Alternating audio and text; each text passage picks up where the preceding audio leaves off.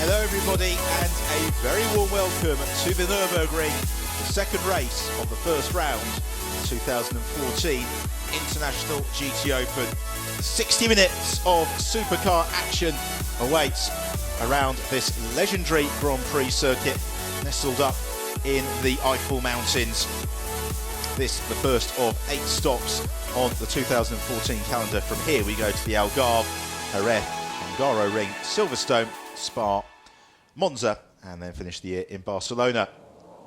Well, it's a warm welcome from myself, Ben Evans, to a chilly Nürburgring circuit. The sun is shining. The breeze that was very, very cold yesterday has stiffened, but nonetheless it is still pretty chilly, although the action on track is going to be red hot. And on pole, it is the car that finished third in yesterday's race, the Selesat Racing Corvette, Maxime Soulet behind the wheel, and he and Nick Katzberg were in flying form.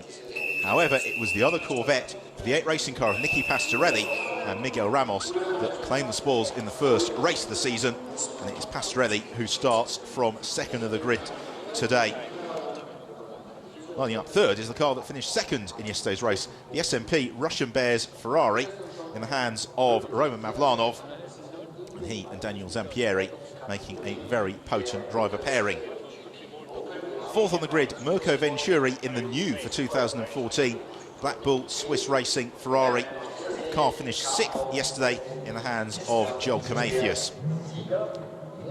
Fifth on the grid, the Valour course Ferrari of last year's champion Andrea Montermini, a new driving partner for him in 2014, Nicolo Schiro, and it is Schiro who will be starting today.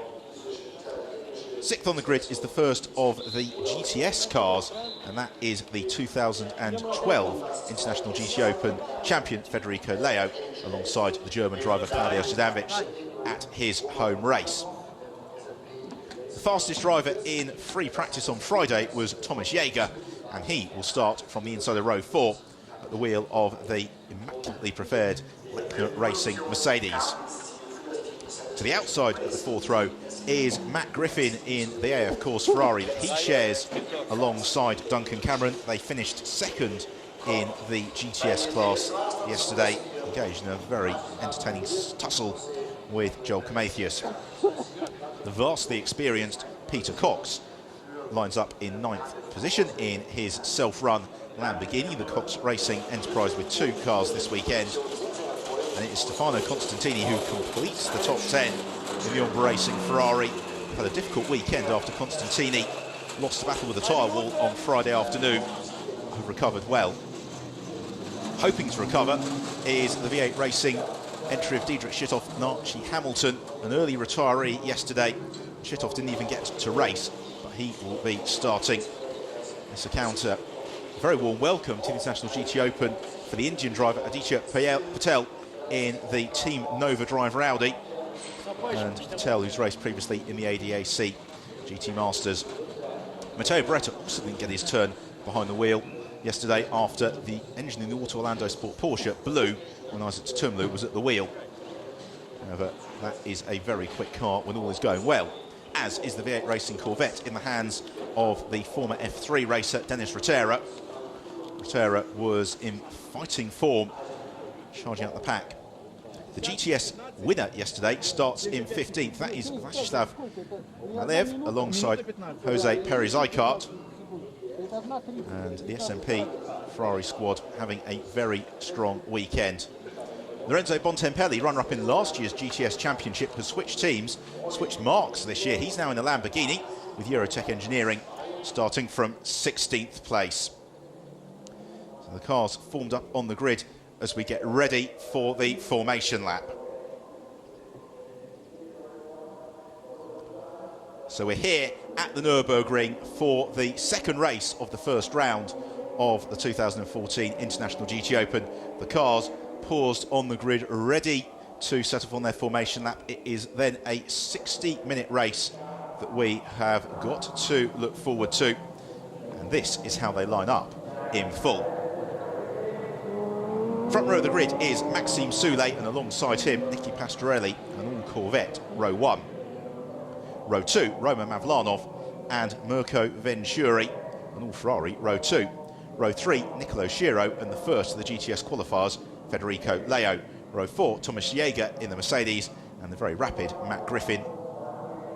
Row 5, Peter Cox in the first of the Lamborghinis, and Stefano Constantini. Diedrich Schittov a lot to do from 11th alongside Aditya Patel. Likewise, Matteo Beretta, the Auto Orlando Sport Porsche, always a competitive entry. And Dennis Rotera, known to fly. Lorenzo Bontempelli down in 16th, but he and Václav Malev will climb up through the order, as will Giorgio Roda. Stefano Petrucci in the very nice Krypton Porsche. Fernando Monnier, disappointing day yesterday for the DriveX Porsche squad, and much for them to do as well this afternoon.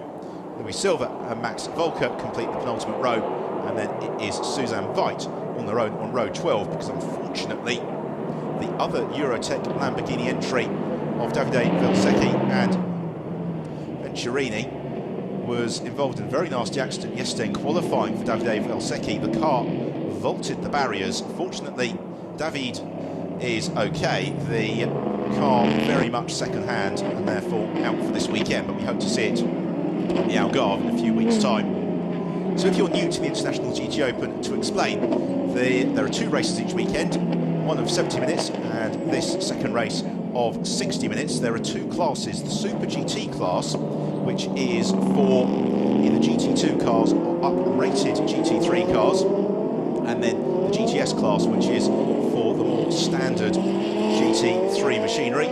They have a mandatory pit stop and driver change that comes between 40 and 60% race distance.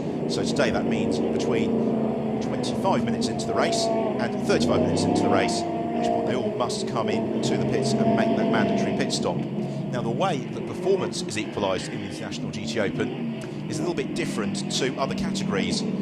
Success ballast isn't applied in this championship. Instead, the way that performance is equalised is that the driver that wins their class the day before or in the preceding race gets 15 seconds added to their pit stop time. The driver that finishes second in class gets 10 seconds added. The driver who finishes third gets 5 seconds added, and that will then accumulate through the season if the drivers keep finishing on the podium. So the mandatory minimum pit stop time today is 70 seconds, but then yesterday's race winners, Nicky Pastorelli and Miguel Ramos, must spend 85 seconds in the pits. And that means, as we hit the midway point of the race, everything really does get turned on its head. It is a rolling start, and the car's now on this final formation lap before the pace car will form them up side by side, and then we'll be going racing here at the Nürburgring. We had an enormously enjoyable race yesterday. I'm sure that today will offer much the same again,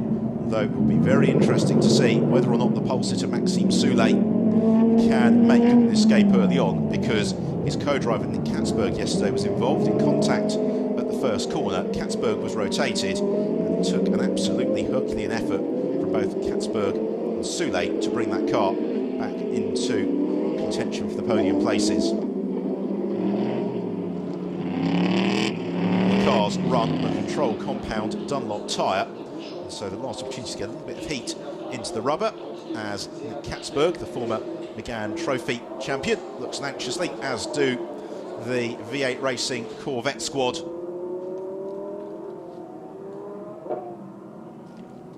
The pace car slowing the field into the Vidal chicane. They'll come out of the chicane, form up side by side, and then it will be the responsibility of Maxime Soulet to pace the field around the final turn on the lap.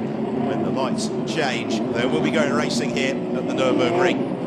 As this immaculate field of supercars prepares for the off. Will it be the yellow Corvette of Maxime Soulet, the black Corvette of Nicky Pastorelli that leads into the first turn, or maybe the blue Ferrari of Roman Vlanov, the multicolored Ferrari of Mirko Venturi? As they come out the final turn, the lights go green. We go racing at the Nürburgring. 7 litres of Corvette power is applied by Pastorelli and Soulet as they fan out behind, sprinting towards turn 1. And it's Nicky Pastorelli who takes the lead. Turning in second position is Mirko Venturi. Are they all through safely? Yes, they are, just about. Then it's all a bit sideways from Federico Leo in the AF Course Ferrari, he is going to lose a couple of places. Dietrich Schittoff also running wide as he attempts to gain some ground in the Corvette, but they're all cleanly through the opening exchanges, and in fact it's Soule now who takes the lead. Pastorelli in second, Roman Vlanov in third, Venturi in fourth, Nicolo Schiro in the all-black Ferrari in fifth, ahead of Federico Leo, Thomas Jaeger, Peter Cox and Matt Griffin. Lorenzo Bontempelli comes under a little bit of pressure down the field from Mario Cordoni. The race leaders arrive at the lowest point on the circuit, the turn 7 hairpin. It's going to wind around now before sprinting steeply uphill. It's very quick left-right flick, turns 8 and 9. Matteo Beretta, Orlando Porsche, looking to try and make ground in these early stages. So Dennis Rotera just showing himself to the inside of Attila Patel. Patel, though, in the Nova driver Audi R8, maintains position as Fernando Monnier in the Thrivex Porsche makes contact with Matteo Beretta, and Beretta spins around into the face of the traffic coming through, and fortunately everybody misses him. Disappointment for Beretta. It was contact with Monnier. Really, neither driver left the other quite enough space. Thrivex Porsche would appear to have escaped with no damage. Let's have another look at it. Not sure, in fact, whether there was contact. Beretta losing traction. Here we see it, maybe the slightest of touches, and around goes the Auto Orlando Porsche. Meanwhile, the battle for the lead amongst the GTS runners is building up very nicely. The first of the GTS cars is that red Ferrari, then it is the silver Mercedes of Thomas Jaeger, and the red and black Lamborghini of Peter Cox, who is being pressurised by Matt Griffin. Backing up behind Nicolo Schiro, runs in the Super GT Valour Course Ferrari. So it's the yellow Corvette of Maxime Soule leading the way in these early stages. It's the black Corvette of Nicky Pastorelli behind, then Roman Mavlanov, and then Marco Venturi. The pack all streaming through.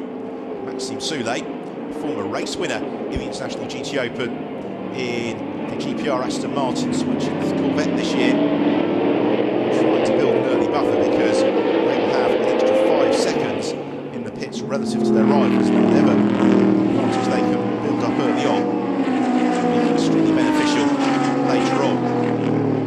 Being a 2-driver race and being just a 60-minute race duration, essentially this is equivalent to just a 30-minute sprint race for each driver, and therefore they cannot afford to ease off. As the battle for 5th really coming alive, Nicolo Schiro, the 2012 Euro Formula Open champion, coming under pressure from Federico Leo. Then we've got Thomas Jaeger in the Lechner Mercedes just behind, and really the rest of the pack, all the way back to the second of the Corvettes, in the hands of Dietrich Schittoff, forming up behind Schiro.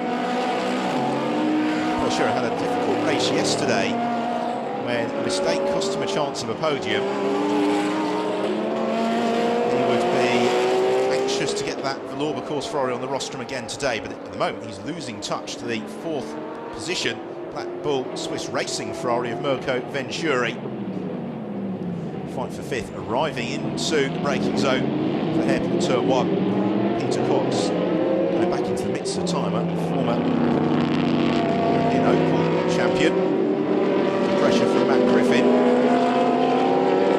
Just beginning to lose touch then with the very experienced, successful Thomas Jaeger, who is plodding along Federico Leo. They're all bottled up though behind Nicolo Schiro.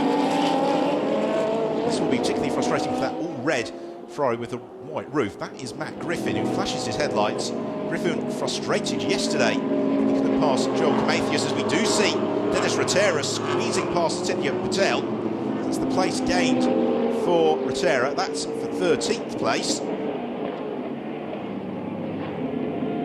Still Schiro being hassled by Federico Leo. The challenge for Leo, though, is that Schiro is running in the Super GT class, which means that although the two Ferraris are very similar, there's just a bit more power at Shiro's disposal, a couple of other technical benefits as well, and therefore, as much as Leo can gain ground through the corners, Schiro should be able to pull clear on the straights. concern for Leo is that he has got Thomas Jaeger building the pressure. The Cox Racing Lamborghini not too far back either. The field still running in close contention as Fernando Monnier makes a slight mistake in the DriveX Porsche. Now is that going to slip him into the clutches of Lorenzo Bontempelli?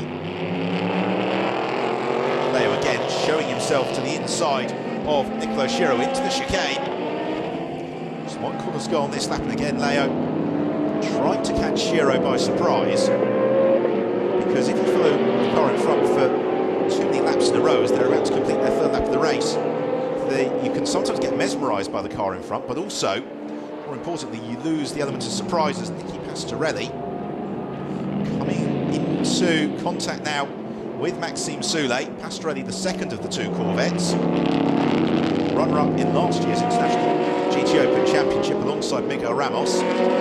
3 wins last year for Pastorelli. He's already scored 1 this season, and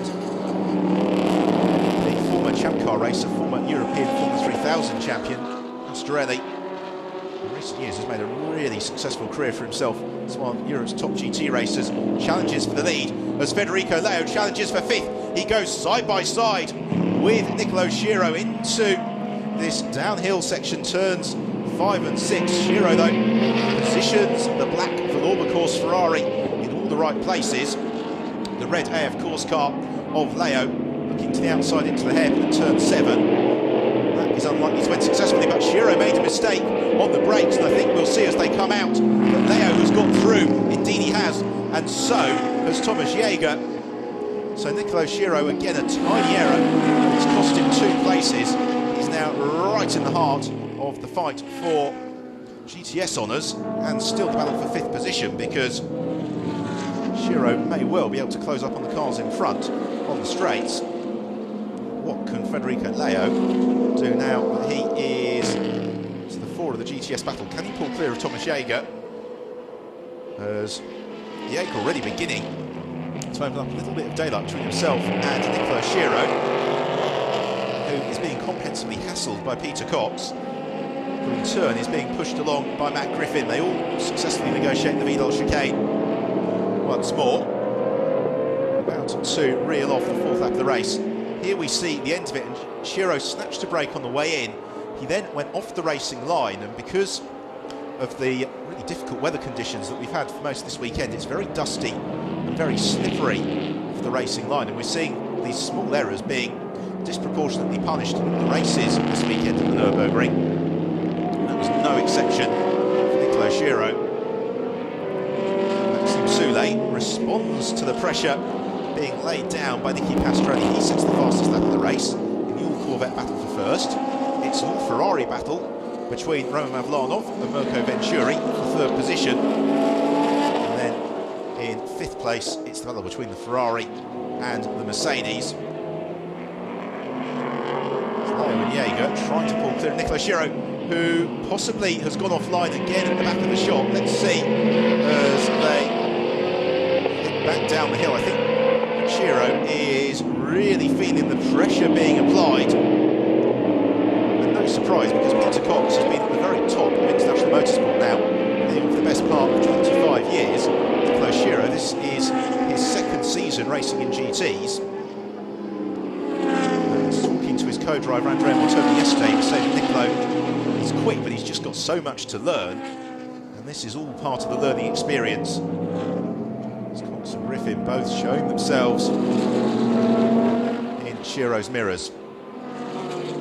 10 minutes in here at the Nürburgring. It is still Maxime Soulé who leads the way. Nicky Pastorelli in 2nd place, Roman Mavlanov in 3rd. Pastorelli looking increasingly keen to take the race away from Maxime Soulé. The pair of them about to sprint past the pit boxes once more. As Pastorelli's teammate, Diederik Schütthoff, steadily moving up through the order. He has now climbed as high as 11th position.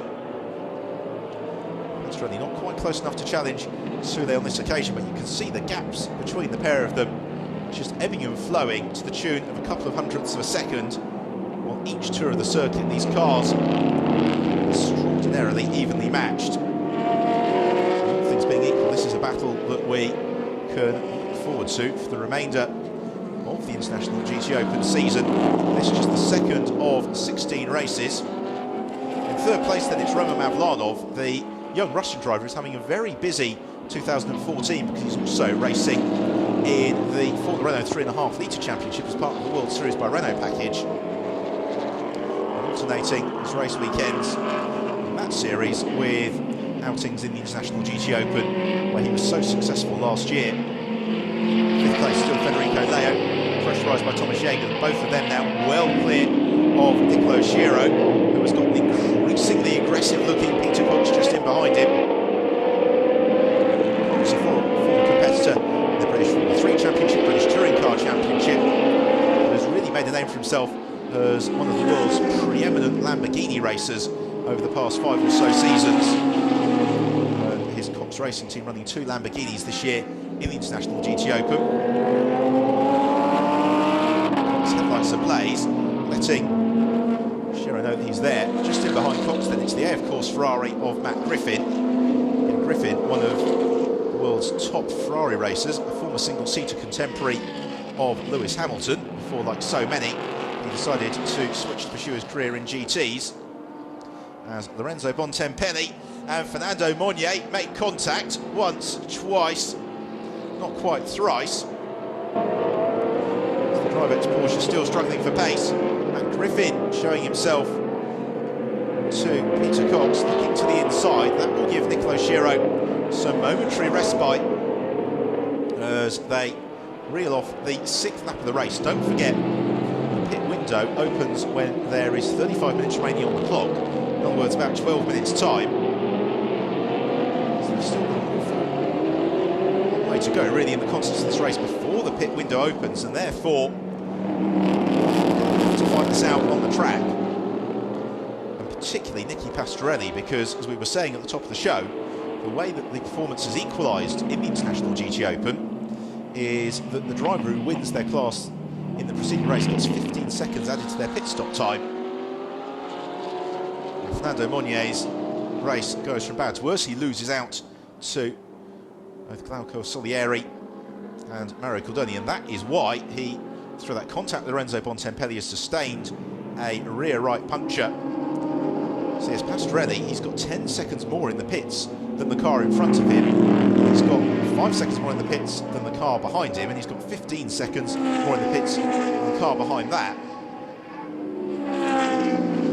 Nicolo Schiro, however, is not going to be carrying any additional pit stop handicap time when Andrea Montermi takes over from him, as Nico Pronk, that is Peter Cox's co-pilot, watches on. Diedrich Schütthoff has joined this battle. He is closing in onto the tail of Stefano Constantini in the first of the Ombra Ferraris. Constantini out over the curbs. You can see Schiro using the performance brakes in the Super GT class car to move clear of Peter Cox through this period of heavy acceleration. Cox then closes the gap down into the chicane because the GT3 specification cars have got the benefit of ABS brakes. Got, relatively speaking, quite a lot of aerodynamic grip relative to the power available to them, so they do have great stopping power and cornering potential. Out front though, it is still the 2 7-litre Chevrolet Corvettes leading the way. The yellow car of Maxime Soulet, the black and orange machine of Nicky Pastorelli. And this is an intriguing battle because both of these drivers are really at the top of their game, and Pastorelli has pretty much written the book on how to best apply pressure to your rivals, but Maxime Soulet not responding to it. And although Pastorelli is following just behind Soulet, Soulet is not taking what in motorsport speak we call the defensive line, because the optimal way around the circuit is what's known as the racing line. The defensive line is generally turning in a little bit earlier to the corners, making sure that you cover the inside of the corner as much as you possibly can, so that you're making your rival, if they're going to go past you, drive around you. But doing that, it generally leads to a slightly slower lap time. So Maxime Soulet is being very careful to avoid taking defensive racing line, whereas Nicolo Schiro is rather being forced into it by Peter Cox, who closes right onto Shiro's tail again through the hairpin as they sprint uphill. The Valour course Ferrari of Nicolo Schiro will buy itself 1 or 2 car lengths additional advantage over Peter Cox. Then they'll arrive into the heavy braking zone for turn 10, which is negotiated by the battle for 5th and 6th just ahead of them. The hands of Federico Leo in the AF Course Ferrari and Thomas Jaeger in the Leclerc Mercedes. And up the steep braking zone into the Vidal chicane. Jaeger not really quite applying the pressure just yet to Federico Leo. Leo, though, is hardly comfortable. He's only probably 5 or so car lengths, no more than that, clear of the Mercedes behind us. Strelli once more showing the nose of his Corvette to the inside of the Selasak Racing Run Corvette ahead of him. Maxime Soulé standing the pressure, just sticking to his racing line, absorbing all that Nicky Pastrelli can throw at him. The other dynamic here is the co-pilots, because Maxime Soulé hands over to the extremely rapid Nick Katzberg. Nicky Pastrelli, his co-driver Miguel Ramos, is certainly quick, but he's maybe not quite at the level of pace of Nicky Pastrelli, and therefore in a straight fight you would probably favour Katzberg over Ramos. It's one of the reasons why Pastrelli is anxious, firstly to find a way past Maxime Soulé, and secondly to begin to pull clear. Now the word from the pit lane is that although the two Corvettes from outside appearances look very similar, they've actually been set up quite differently for this weekend, in that the yellow Corvette of Maxime Soulé, that the team have put all the emphasis on straight line speed, whereas for Pastrelli it's much more around the balance of performance, making sure the car can carry the corner speed. Still, in third place, it is Roman Mavlanov. He is maintaining his margin over Mirko Venturi. Second place continues to rage. Peter Cox looking increasingly frustrated in the admittedly very aggressively styled Lamborghini, trying every trick in his very, very long book to fluster Shiro into an error. Further back, that's Vashislav Melev, yesterday's GTS class winner, spinning around. The loss of a couple of places. Almost 20 minutes in here at the Nürburgring. Maxime Soulé still leading the way from Nicky Pastrelli and Roman Mavlanov.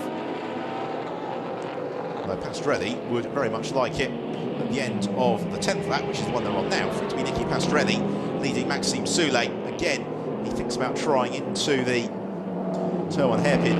The other real challenge for these drivers is that they all run on a control compound Dunlop tyre, which means obviously the dimensions of the tyre are different between the Corvette, the Porsche, the Ferrari, the Mercedes. But the compound tyre wear is the same, and because the Corvettes are so powerful, they generally eat through their tyres a little bit quicker than some of the other marques. Pastrelli was saying to me after the race yesterday that the final 30 minutes really, yesterday's 70-minute race, became a real struggle of tyre management. And given how hard Pastrelli and Soulé are having to push in these early stages, you get the feeling that when Miguel Ramos takes over, it will be to inherit a somewhat second-hand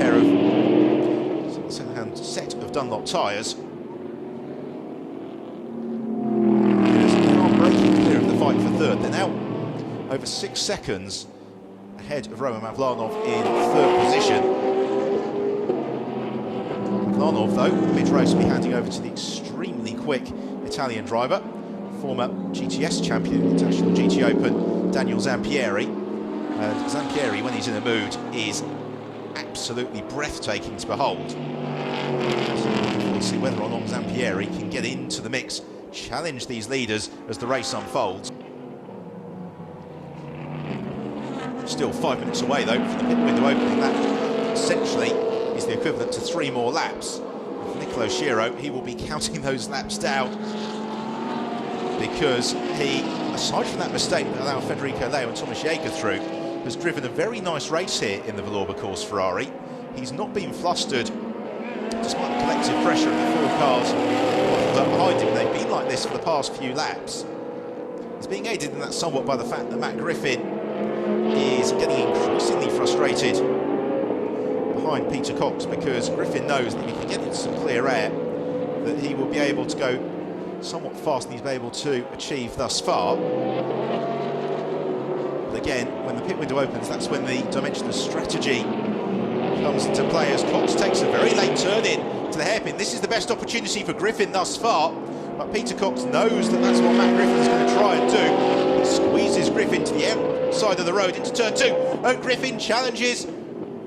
Peter Cox moves across just in the nick of time to take the racing line away from Matt Griffin. A pair of them sprint out of turn 4. Downhill is Nicolo Schiro. Momentary respite, although immediately Cox getting back onto turns with Schiro. And for Griffin as well, he's got Stefano Constantini. Diedrich Schitthoff too far back either. And we see a change for third place. Mirko Venturi moves ahead of Roman Mavlanov, so Venturi goes third. Mavlanov drops into 4th position, and that could be an absolutely critical move in this race, because by dint of finishing second yesterday, the SMP Russian Bears Ferrari must spend an extra 10 seconds in the pits. We see the move again. That was robust stuff from Venturi. Mavlanov didn't think he was going to challenge, so he took a wider entry to the hairpin. And when he's come back across, the Black Bull Swiss Racing Ferrari was where Mavlanov wanted his car to be. Venturi is through, and because he'll be spending less time in the pits than Mavlanov at mid-race, that could be a real opportunity for the Black Bull Swiss Racing team, when Joel Comathius takes over in the second half of the race, maybe to think about challenging for victory. Into the hairpin once more. And Pastorelli exactly where he has been for the last several laps, which is just about 0.4 of a second back from Maxime Soulé. Soulé just a little puff of smoke there on the brakes. To turn 3, battle for 7th, arrives into turn 1, and Matt Griffin goes for the move on Peter Cox and dives through, gaining 8th place from the Dutchman. And now it's the turn of Matt Griffin to apply the pressure to Nicolo Schiro. Cox, though, will look to try and retaliate if he possibly can. Also got Stefano Constantini now looking quite feisty as he looks to try and pick his way past the Lamborghini. So this is going to be a very different battle altogether, because Matt Griffin was very, very frustrated yesterday behind Joel Comathius in a dissimilar Super GT Ferrari. Was going to work quite hard overnight to change the setup on the air, of course, Ferrari Matt Griffin, and he immediately sets about trying to catch Nicolo Schiro by surprise. Maybe try and force another mistake into the hairpin, which he possibly has achieved in doing. Schiro covers the apex just in time, but possibly hasn't got as much momentum going uphill as he'd have liked. That said, Griffin not able to draw himself onto terms just yet as they come over the crest of the hill into the heavy braking zone for turn 10. So on the move is Diedrich Schitthoff, who dives to the inside of Stefano Constantini at the back of your picture, but no way through for the Dutchman. It's an enthralling scrap. It's one that has got most likely just one more lap to run, because we are under a minute away from the opening of the pit window here at the Nürburgring. Maxime Soulé still leading just from Nicky Pastorelli, with in 3rd position Mirko Venturi, as the pit window is now open. So the opportunity for the driver change to take place, and the first car in is going to be the Valour Course Ferrari of Nicolo Schiro. Also in is Roman Mavlanov to hand over to Daniel Zampieri. So 2 very quick Super GT Ferraris enjoy their driver change. So it's the former Formula 1 racer Andrea Montermini, reigning International GT Open champion, who takes over at the wheel of the number 1 car, the black Valour Course Ferrari. And then Daniel Zampieri, the wheel of the blue, white and red SMP Russian Bears Ferrari. Headlights being flashed from Maxime Soulé, and with good reason, because they're coming into pursuit of Susan Veit and Max Volker at the very back of the pack, who are quite busy embroiled in their own scrap, and this is potentially a golden opportunity for Nicky Pastorelli. both Veit and Volker not quite as experienced as the two Corvette drivers. And Suzanne Veit, I'm not convinced she saw Maxime Soulet until very late. Then she certainly didn't see Nicky Pastorelli, who darts through. Max Volker, his co-driver of the XF1 racer, Thomas Enger. We have the team on the radio for him. Also in, we have got Louis Silva. That is to hand over to Antonio Coimbra in the Sport & U Mercedes. And we're running just outside the top 10 is into the pits. Darts Max Volker. Maxime Soulet and Nicky Pastorelli will continue on their way. Both drivers will more likely than not be inclined to go fairly deeply into this pit window. I think it's probably also the case for Mirko Venturi, not least because Venturi was otherwise disposed yesterday. It was Joel Camathius, his co-driver, completed the whole race. So to his marks comes Max Volker. It is Thomas Enger, the former Prost Formula 1 racer, the former IndyCar racer, who hops into the Lamborghini. And Enger has been in feisty form all weekend, and both he and Nicky Pastorelli had things fall them differently, because Pastorelli also had Formula 1 test experience with Minardi and Jordan. Really could have been Formula 1 stars of the past decade. They've certainly got the ability, and it's a real treat to see them out in the International GT Open and pushing at the very limit. So it is Diederik Schittorf, who very nearly becomes acquainted with the Armco barrier. He will hand over to the British driver Archie Hamilton. Tia Patel is in, that is Cesar Campanico, who takes over in the Nova driver Audi. It's been a solid first weekend in the International GT Open for the Indian driver. We'll look forward to his progress through the rest of the year. A little bit of a lick of flame on the gear shift from Maxime Soulet.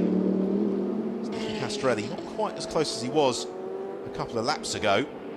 And again, this is smart driving from both of them, because with the pit window open, they're essentially racing cars that they can't see, and rather than scrapping with each other, what they want to do is try and put together a string of very rapid laps that means that possibly they'll be able to build a sufficient advantage over the likes of Daniel Zampieri, over the likes of Mirko Venturi, over the likes of Andrea Montermini, by the time that the pit window has worked itself out. So they descend into the braking zone for turn 1. It really is a very, very tight hairpin. This particularly as the road just rocks away as they turn right, then flip left into turn 2. Just really staying with Maxime Soulet. Soulet's not been able to escape here. But, as we've been saying all along, Pastorelli Ramos car has to spend an extra 10 seconds in the pits relative to the Soulet-Katzberg car. So really, if it's a routine pit stop for the Salisac squad, and there's no reason to think it won't be, they should emerge a little bit ahead of the V8 Racing Corvette. Well, the end of this lap is going to pretty much bring us up to exactly half-race distance, which in turn is going to be 15 laps reeled off, unfortunately. Unlike the first race of the season, without the intrusion of a very lengthy safety car period. So allowing the race to unfold very nicely as we begin to move to the most thrilling parts of the International GT Open, which is after the pit stops. All the drivers know the task at hand and seeing them charging up the order. Matteo Beretta passes over to Isaac Tumlu. Tumlu, who was so quick in the International GT Open last year, he just didn't really have the luck thus far this weekend. Unfortunately for the Auto Orlando Sport team, they've not had the luck. An engine failure yesterday, and then that very early spin after contact with Fernando Monnier.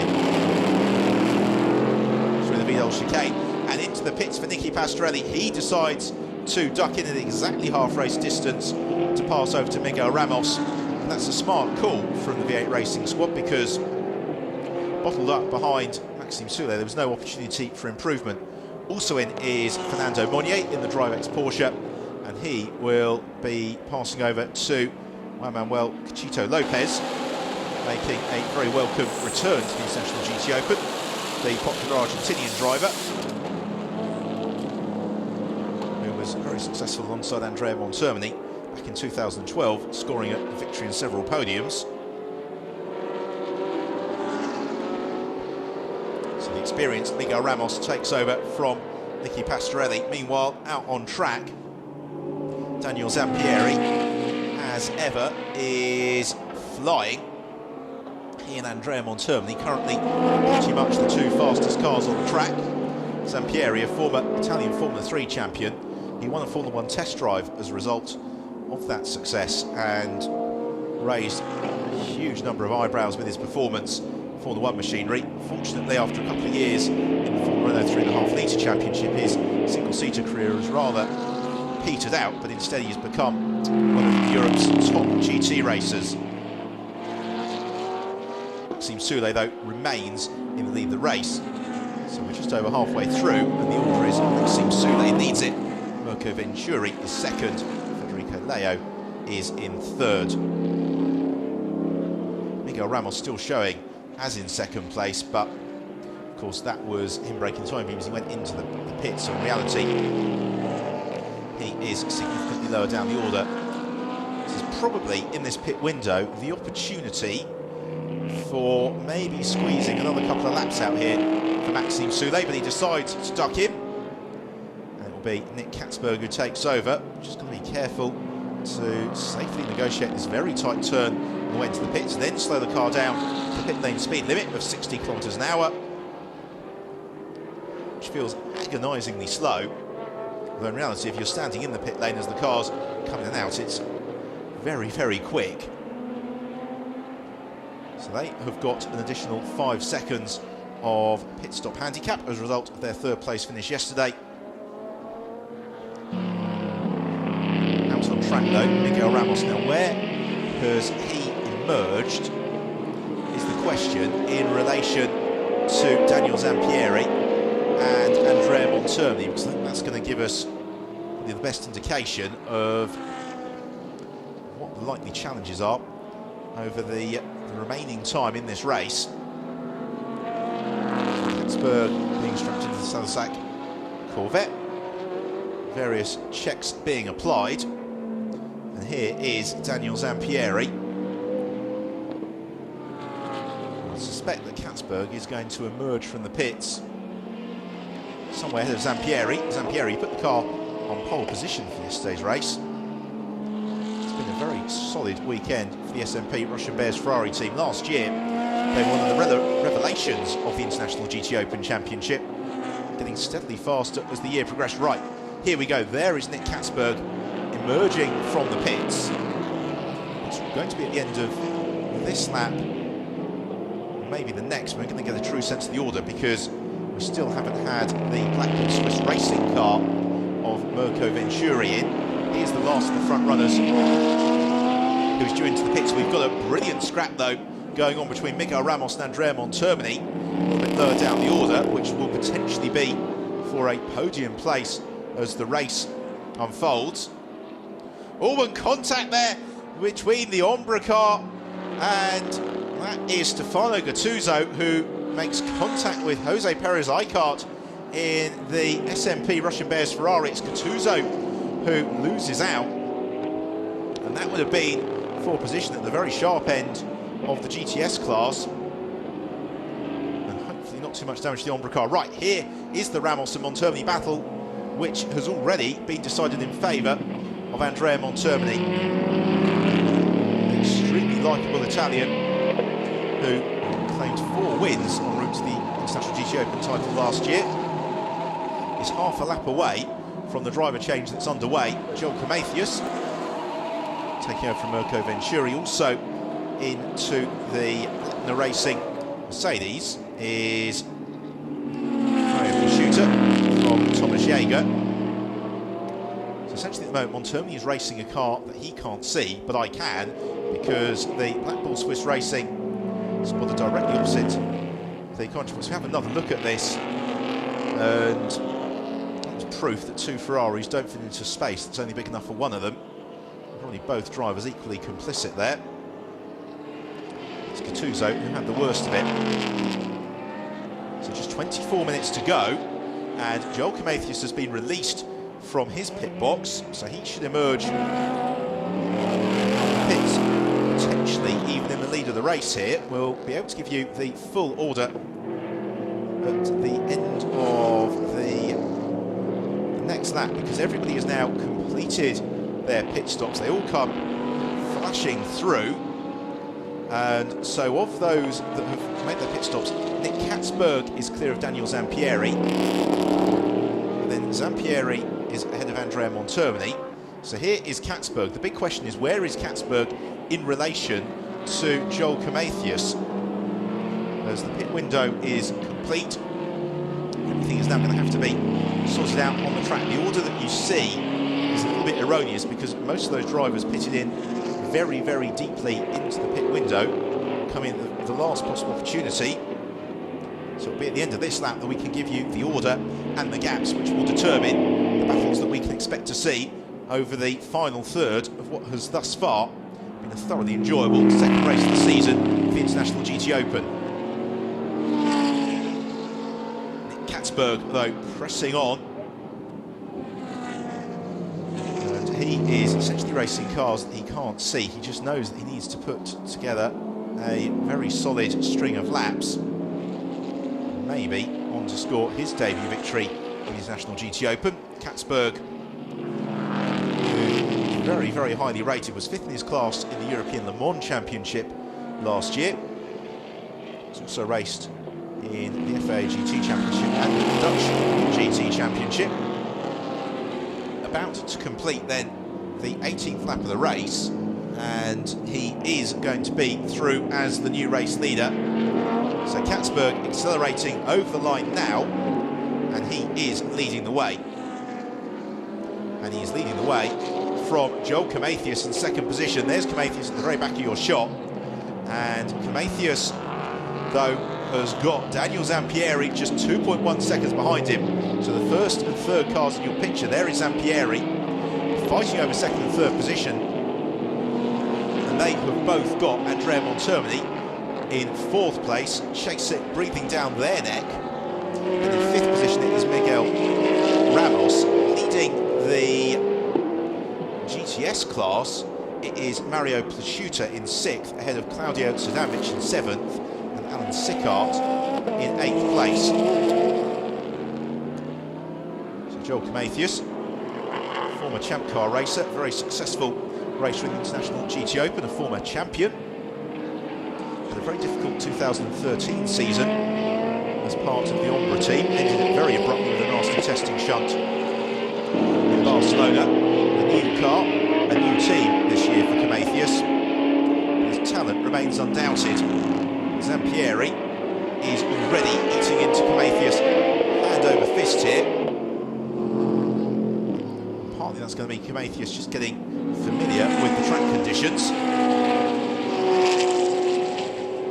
Whereas Zampieri has been out on track for a few laps already, but he has really closed in very rapidly onto Tether Joel Komathias. The pair of them circulating some 10 seconds away from the race leader Nick Katzberg. With 20 minutes to go, a second a lap for Zampieri over Katzberg would be enough to give Zampieri the chance to catch him. But as we saw yesterday, Joel Komathias is a very, very hard man to pass. Although he squirms on the brakes into the Vidal chicane, both drivers dancing on the razor's edge of adhesion.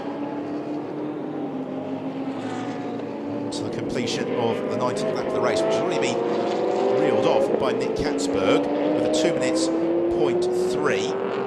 Joel Komathias offers up a 2 minutes 2.2, and Daniel Zampieri is within now just half a second of Nick Katzberg, or rather Joel Komathias. And is Komathias going to be passed on this occasion by Zampieri? Zampieri seems to be so much crisper through the turns. He may even think about challenging here into turn 3 as he draws alongside Komathias and goes for the pass. He takes second place away from Joel Komathias with exactly a third of the race remaining. That was a lovely manoeuvre from Daniel Zampieri.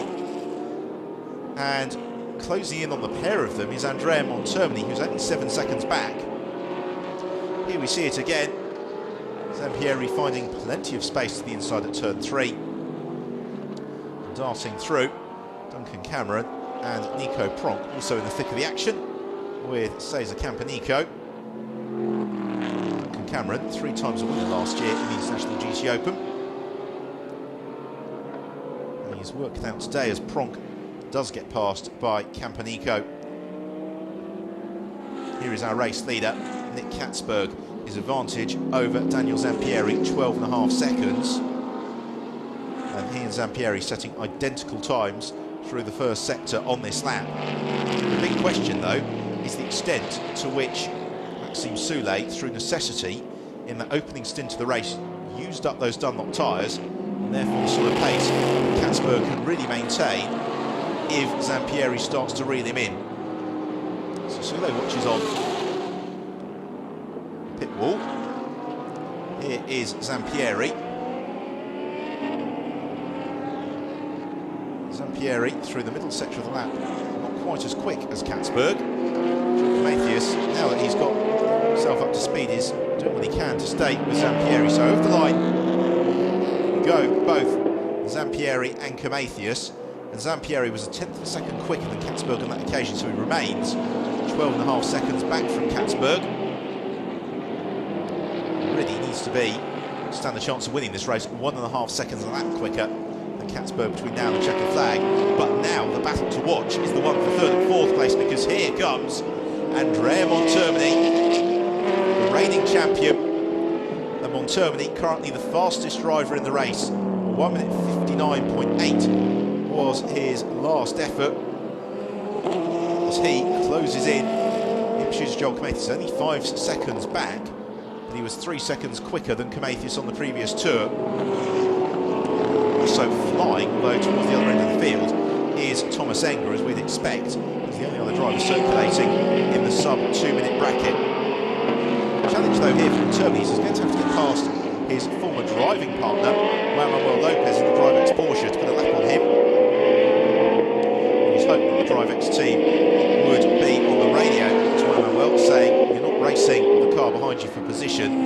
Allow him to go through fairly easily." Already Montermini taking chunks of time out to Lopez, who does a gentlemanly thing. He moves aside, allows Montermini through. With Montermini, he is so quick, but it never looks like he's trying. The car is always steady. He very, very rarely snatches a brake or makes a mistake. Despite how controlled it looks from the outside, the Ferrari, as the Italian, can always be relied upon for a solid performance. This the first time this weekend they've run this particular car, because last year's championship winning car was a GT2 specification Ferrari.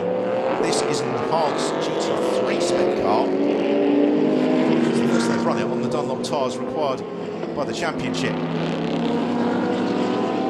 Well, this is the battle for 3rd place in the GTS class between Claudio Zdanovic in the bright red Ferrari and Dylan Dairdale in the V8 Racing Corvette. And there are the first 2 cars in the GTS battle, Mario Prosciutto and Alan Sicart, just up the road. Zdanovic, who yesterday scored his first ever International GT Open podium, he will do very well to be on the rostrum once more today, as Dylan Dairdale looks to move up through the order. They have also got Cesar Campanico just in behind them. As gaining the position, through goes Dairdale, as off into the gravel trap at turn 1 goes Archie Hamilton in the V8 Racing Corvette, who is in quite an exposed position there, Hamilton. If he can't get the car out of the gravel trap, that's a disappointment for Archie. He just raced himself into 6th position, and if he is stranded there, that may prompt the intervention of a safety car. Here we see it again. The Corvette rotates around, gets firmly stuck in the gravel trap, as here we have the battle for the lead of the GTS class. It is Mario Prosciutto, busy defending from the Swiss driver Alan Sicart. Sicart in the Opera Ferrari, the red, white and blue machine, darts through, takes the lead in the GTS category, moves up to 6th place in the race overall. Lovely passing manoeuvre that from Sicart, so he will provide a real boost for the Opera Racing team. They've had a very difficult weekend because that car was in far from showroom condition on Friday evening after Constantini's free practice incident. Now they lead the class, but for how long? Because they've got Dylan Daredale and also Cesar Campanico looming large in the mirrors, in particular Daredale in the Corvette flashing his lights to Mario Plasciuta. He wants to get through as quickly as possible. Already closes up onto the shooter as they jink through the chicane. So this is the fight for second in class. Coming through to complete that, we'll get an indication here as to whether or not Archie Hamilton has been able to recover from that adventure. Whether or not we will see the crane, unfortunately, down at the turn 1 hairpin. There is Campanico. Arrive on the brakes. Squealing through. Get a sense there as to whether or not Hamilton has been recovered, but certainly no intrusion from the safety car. Back to the fight for third in the race overall. And Andrea Montermini has reeled in Joel Camathius. Camathius coming under pressure from vastly experienced Montermini, although both drivers have been at the summit of international motorsport for quite some time now. And such is the pace of Montermini that you feel it's only a matter of time before Andrea is able to find his way through. He thinks about going for the move nice and early. Again, trying to catch Camathius by surprise. That Bull Swiss racing driver, Joel Camathius, having to use all of the road. As Montermini applies the pressure, I think given the gaps ahead of him, this is barring mechanical disaster about as far as Montermini is going to be able to progress in this race. But he wants to move to third and challenges on the brakes into the chicane and takes the position. Lovely manoeuvre that from Andrea Montermini as he sets sail for potentially his first podium finish of the season after finishing disappointingly in 4th place yesterday. Fight for second place in the GTS class. Mario Plasciuta, the silver Mercedes, currently holds ahead of the multicoloured Corvette of Dylan Daredale, and then Cesar Campanico in the Nova driver. Audi just in behind. They're actually on terms with the recovering Archie Hamilton as Plasciuta covers the inside line very prematurely. Daredale needs no second invitation. He now claims second place in the GTS class, third place very shortly to go to Campanico. Have another look at that move from Montermini, as late as he could possibly dare to be on the brakes. Squeezing through. So with 11.5 minutes to go, it's Nick Katzberg who leads the way, 10 seconds clear of Daniel Zampieri. Andrea Montermini is in third place, Joel Camathius is in fourth, Miguel Ramos up to fifth. In sixth place, leading the GTS class, is Alan Sickhart. Seventh place is Dylan Daredale, and now into eighth place and third in the GTS class goes Cesar Campanico. Mario Plasciuta demoted. Oh dear, and more dramas for Archie Hamilton. The car shedding gravel, and that was his first corner after being released from the gravel trap. And that often happens because when the car's full of gravel, when you jump on the brakes, all the gravel flies out onto your tyres, gives you no traction whatsoever, and rotation follows. We're set here for a fantastic finish for the GTS class because Alan Sickhart is being caught by Dylan Daredale and Cesar Campanico, but the car to watch is the red machine Andrea Piccini. The shot. All the while though, Nick Katzberg leading the way as the Selesac Corvette has done ever since the start of the race. He is being caught though by Daniel Zampieri, but Zampieri needs to be catching Katzberg double the rate that he currently is, which is to the tune of a second a minute. Zampieri is currently closer to a second a lap, and therefore Katzberg can afford to ease off the pace just a little bit. It's potentially going to be unlapped here by Thomas Enger, because Enger, who is just in behind him, is one of the quickest cars on the track at the moment.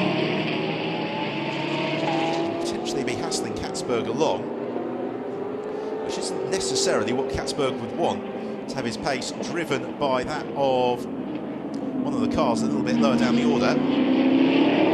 So to the hairpin. For the 25th time comes Nick Katzberg. Sprinting through this left-right flick. It's pretty much flat out for these drivers, such as the elevation they have to overcome as well. And then jumping on the brakes. Left-hander at turn 10. Out over the curb. The same probably on the swooping downhill right-hander at turn 11. Katzberg comes through. It's going to be for most likely 5 more laps to go. Lights ablaze. His advantage over Daniel Zampieri last time through was 9.6 seconds. It's going to be most likely a little bit less than that on this occasion, but not by anywhere near enough to particularly concern Katzberg. And of course, these teams got Pits Car Radio, they'll be in full communication.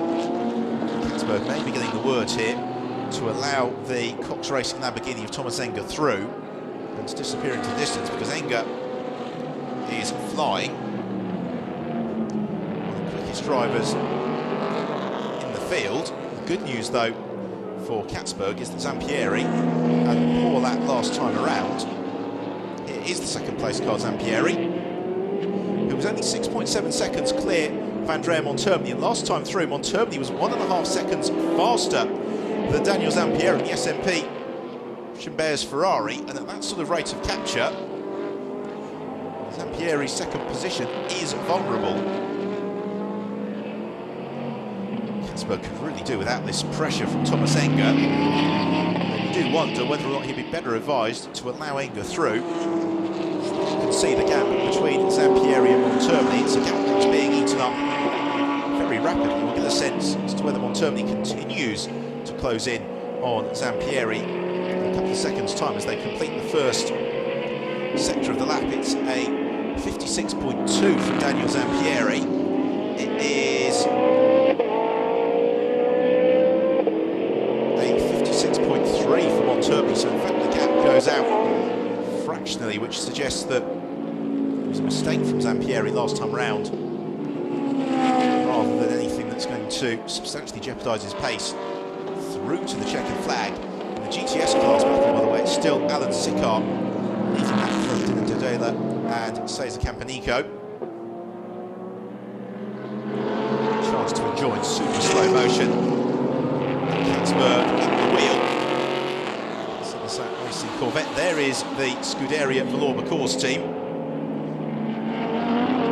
who will probably be winning on Thomas Enger here in his attempts to try and unlap himself from Nick Katzberg.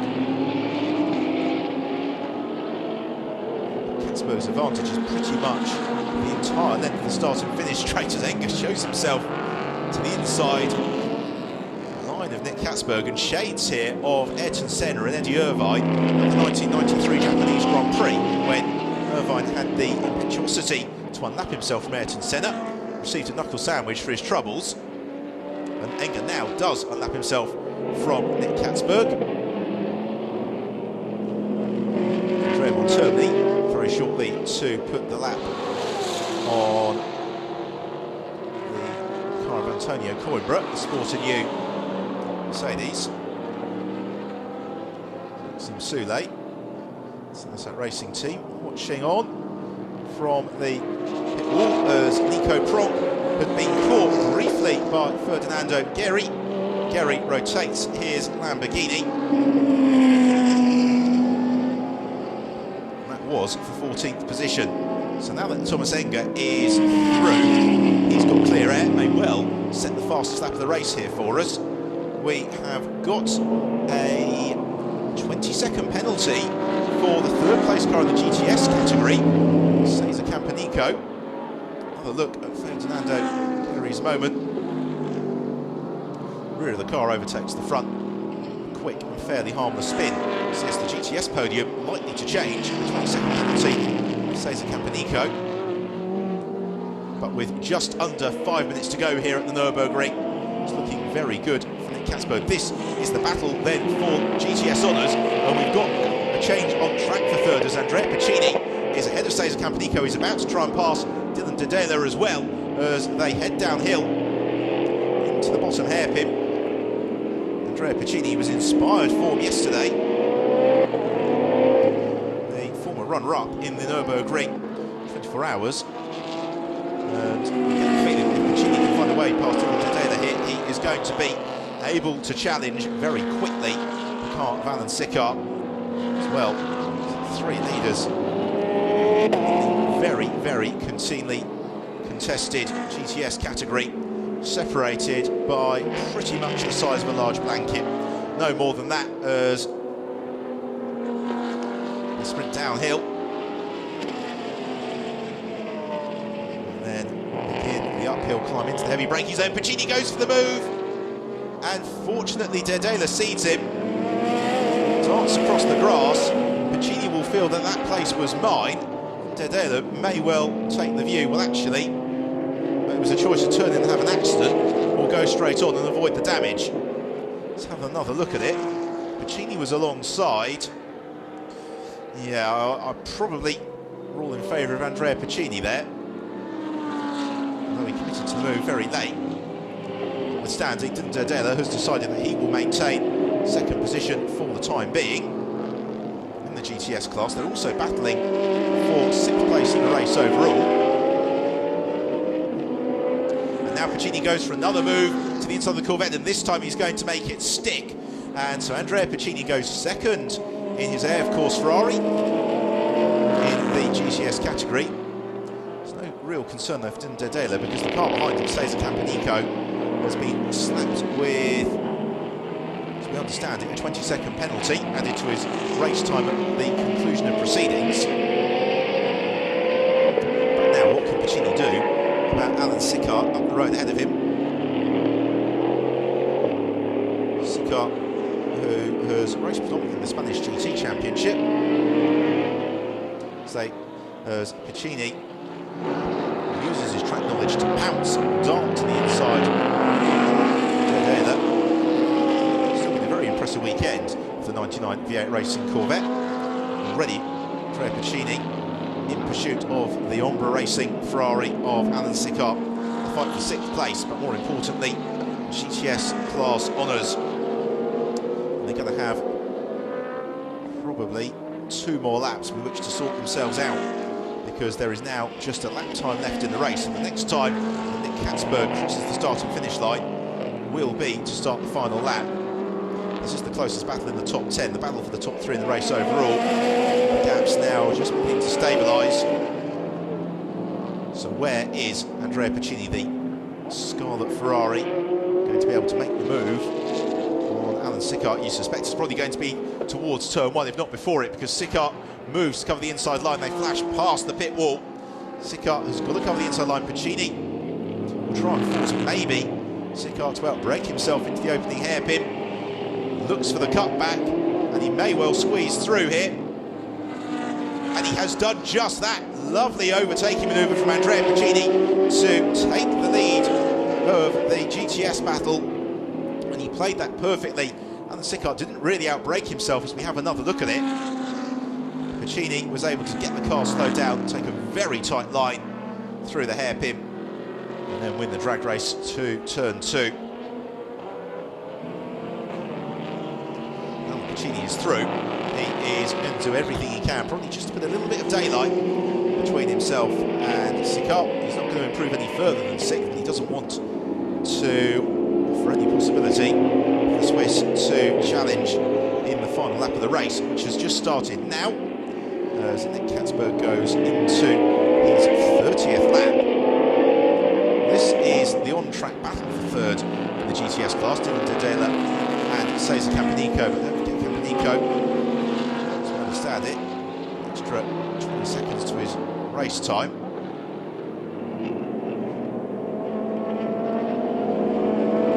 Thomas Enger, by the way, did set the fastest lap of the race, as the battle for 4th coming together very nicely between Joel Camathius, who has been reeled in here by Miguel Ramos, who goes for a very late move and makes contact with Camathius into turn 1. And Ramos ending the weekend as he started it, when he made contact at the same place with Nick Katzberg on the first lap of yesterday's race. And Joel Camathius will be livid Ramos commits very, very late.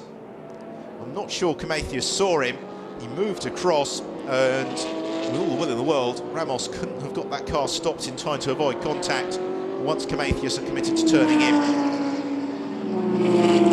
It's going to be the Selesat Racing Corvette of Nick Katzberg, Maxime Soulet, which is looking very likely to take victory in the second race of the 2014 International GT Open.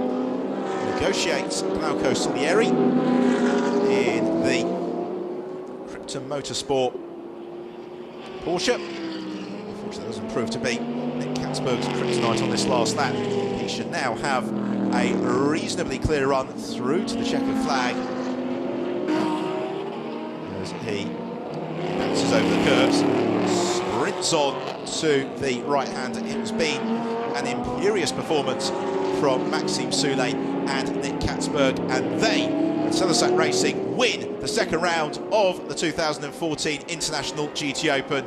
A superb performance and a Corvette double this weekend here in Germany. Second place goes the way of a charging Daniel Zampieri. He and Roman Vlanov back onto the rostrum once more into second place, and it's Andrea Montermini, Nicolo Schiro from Valour Course who complete the Super GT and overall race rostrum. Well, fourth place will go the way of Miguel Ramos and Nicky Pastorelli after that incident with Joel Camathius going into the final lap. Now, will Camathius have been able to recover? Meantime, the GTS battle continues apace as Dylan Dedela has got Cesar Campanico up behind him. Campanico, though, not quite close enough to challenge Dedela into the Vidal chicane for the final time. What Dedela needs to do now is negotiate the final turn. He's got Campanico looking to challenge and squeezing through Cesar Campanico. It's going to be a drag race out of the final corner. Who is going to win the race to the line as they sprint to checker flag? It is just Dylan Dedela who takes it on the line, third place in the GTS class. So it is Andrea Piccini and Giorgio Roda who win in the GTS category. It's Sikar and Stefano Agostini second, but our winners are Nick Katzberg and Maxime Soulet.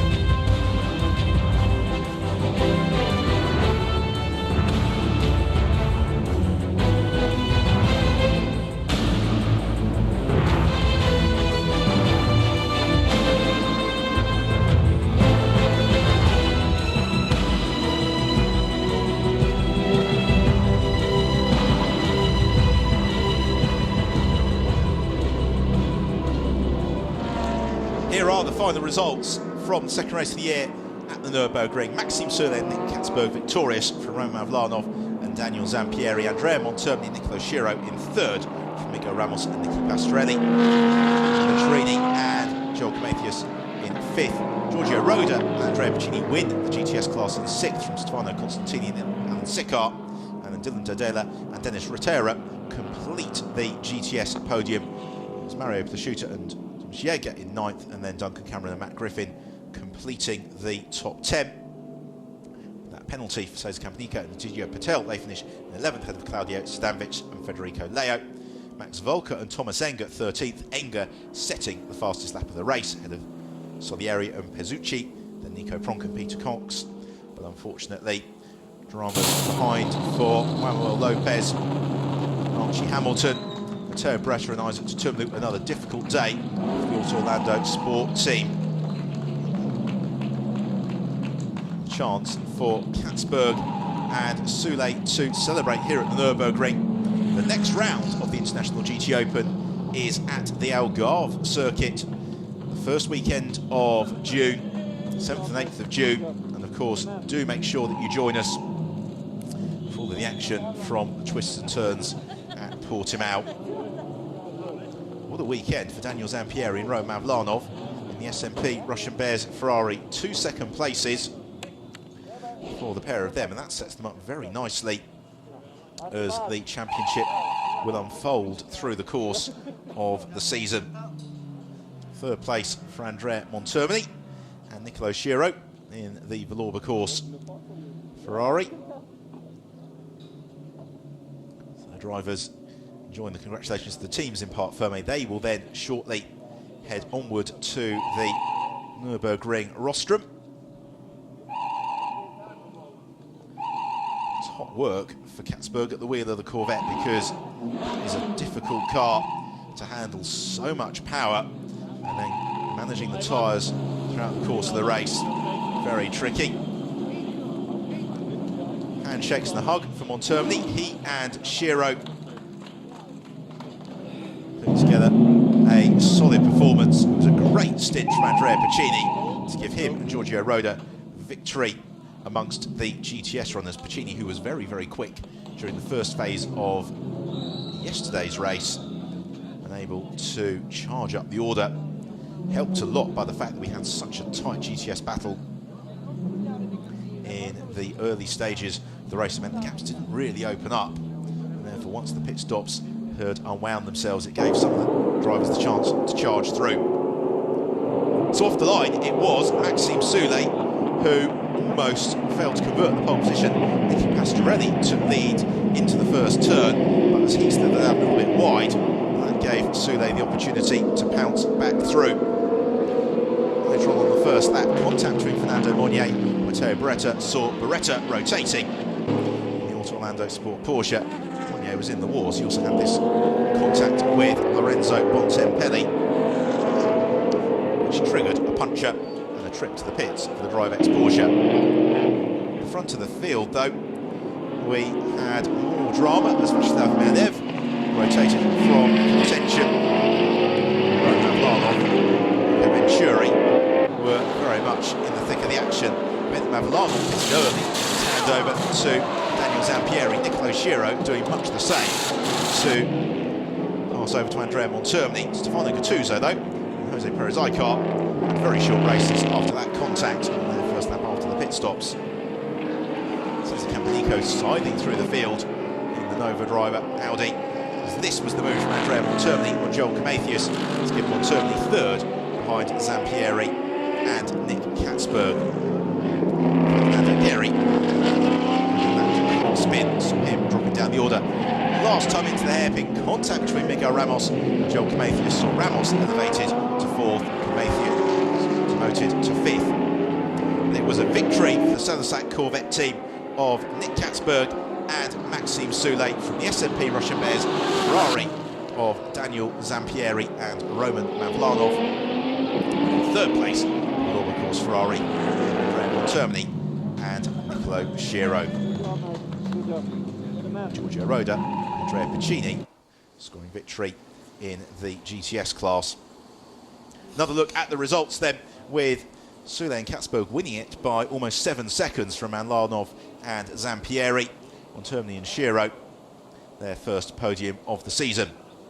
In the Drivers' Championship, it means it's all even between Soulé and Katzberg, Mavlanov and Zampieri, with Pastorelli and Ramos just 4 points back. We are set for an intriguing season of racing in the International GT Open. Some very competitive and very evenly matched cars and drivers in the field.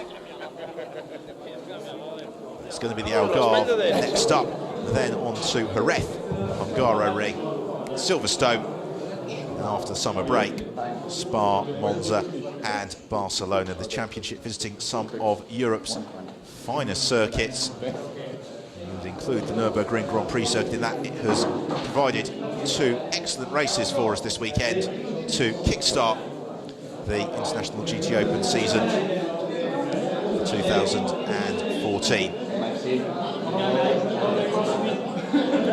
So the drivers just gathering behind the podium, as first of all we have our winner of the Gentleman Drivers Trophy, and that is Claudio Sadanovic.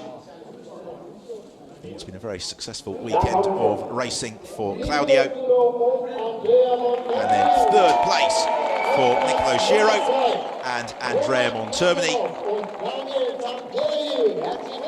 Runners-up, Daniel Zampieri and Roman Mavlanov.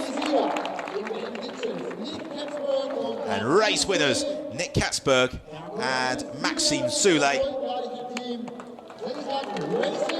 On behalf of the Selesac Racing Team.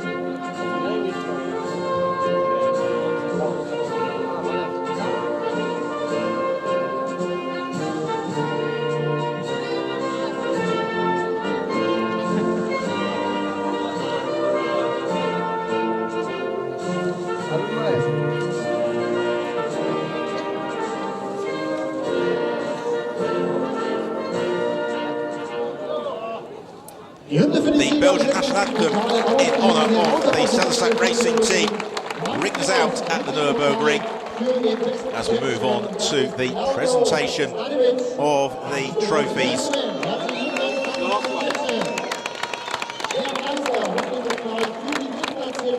Starting with the Gentleman Drivers' Trophy for Claudio Sadanovic, then the third place honours for Andrea Montermini, and Nicolo Schiro, yet another International GT Open trophy for Montermini. Roman Planov and Daniel Zampieri, and wonders whether or not they will emerge as champions this season after the strength that they're showing this weekend. And for Nick Katzberg and Maxime Soulet, a brilliant debut weekend in the International GT Open for the Salazar Racing Team. 2 trips to the podium, a first and a third place. And so with the presentations complete, it's time to let rip with the champagne here in Germany.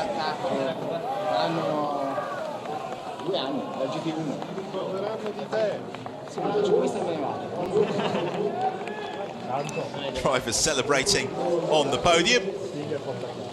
As well they might, because it has been a long and tense weekend of competition. We had terrible weather on Friday for the free practice days. That fortunately lifted in time for yesterday's action, though it was very cold and blustery today, though. A little bit colder than we'd have liked, but otherwise perfect spring weather, perfect conditions to go motor racing. We've been rewarded with a very fine race in the first round of the International GT Open.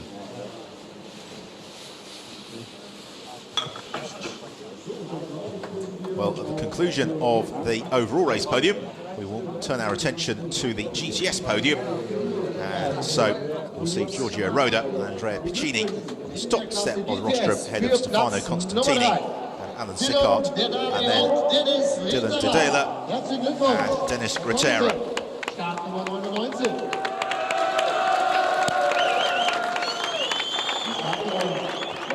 Applause greets Dedela and Retera for third place onto the rostrum.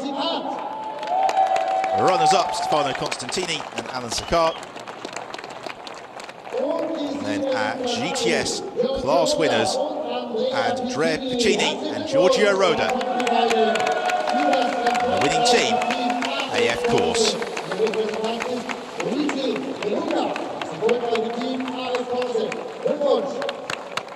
Und hier hören wir zu Ehre der Sieger Hymne Italiens, National Anthem of Italy.